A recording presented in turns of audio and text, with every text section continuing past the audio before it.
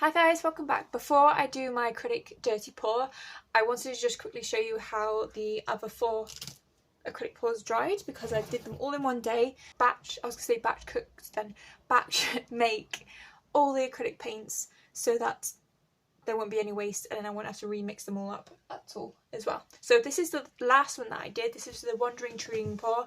The only thing I must say is that I need to just put some bits of white down the edge here, because you can see where the white hasn't come off the canvas and it's a bit more showing the old resin pour off, which is absolutely fine, but because it's not the same colour it doesn't really go. It has completely dried and all the little bits that I mentioned before from the use of eyeshadows has poked through a little bit, but it goes with the whole movement and theme of it, so there's nothing to worry about that. Then we have the first one. As you can see, it's separated a little bit towards this end, but that's absolutely fine because it actually goes, because you can see the pink underneath and you've got pink above, it matches, it goes with it, it makes it more interesting and visually exciting, which is what we want. It has dried very well as well. I do have a slight issue with it, just because comparing it to the other ones, the only interesting bit is literally this bit over here and the rest of it's just kind of muted down. I don't know if a clear resin coat would actually sort that out so it can be a bit more three-dimensional, because at the moment, apart from this section over here, it does look a bit flat compared to the other 2 acrylic pours, but we'll just have to wait and see. So this is pour number 3. The vibrancy of the colours is just astounding. I really love this one. It's just so wacky and wonderful at the same time. It's just a lovely bit of negative space with all these little bits of marks. It is still slightly wet, which is not an issue, but you can just wait for it.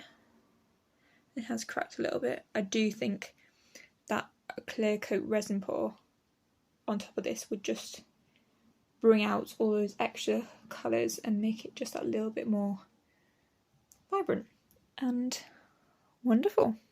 And lastly, but actually is the second acrylic pour that I did, we have this one. It has done a bit of a weird thing down here. I think I just need to put a bit more acrylic paint on just to seal it up. But overall, you've got all the lines, you've got all the pigment. It has dyed the pigment a little bit, so I think a resin coat on top of it would just work really finely. But you do have these lovely red lines going through that just makes it wonderful, basically. Okay, so this is the resin pour that I'm going to be putting an acrylic pour on top of. Like I said before in my last acrylic video, you can see all these bits of texture left over from the eyeshadows. That's not a bad thing, it just means we are going to be using a dirty pour. I'm not sure if I want to do a flip cup or a true ring pour, Wandering Tree ring pour that is. I think I'm going to go for the Wandering Tree ring pour. I think a flip cup, it's not going to be muddied, it's just not going to be as interesting. The pigments and the lines are what makes it interesting acrylic pours in my knowledge of 2 years of doing it. Which doesn't actually sound like a lot, but to me it actually is. Because if you're doing it every single day, then 2 years is a very long time. I think I'm just going to mix up some white just to cover it, like I've done with the other ones, so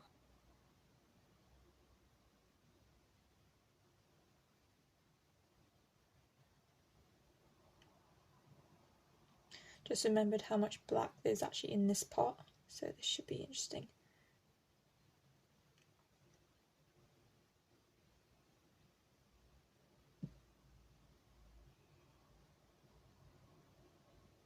It was actually the one colour that we had left over.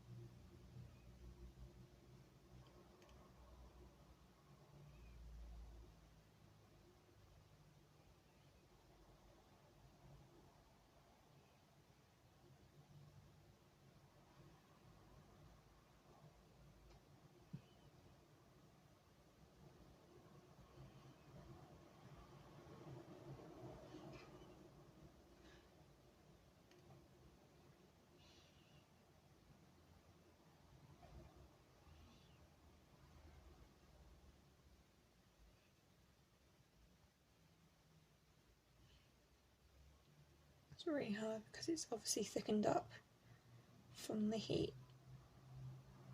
So I'm just going to have to do what I can do.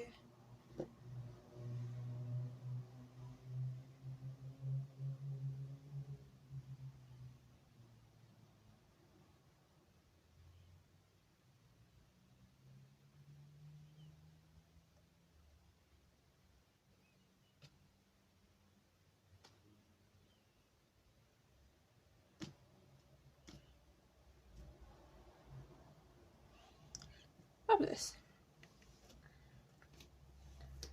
Like I said, it is going to be quite a dark one, but we do have some red, lots of gold, bits of green. So we're just going to tilt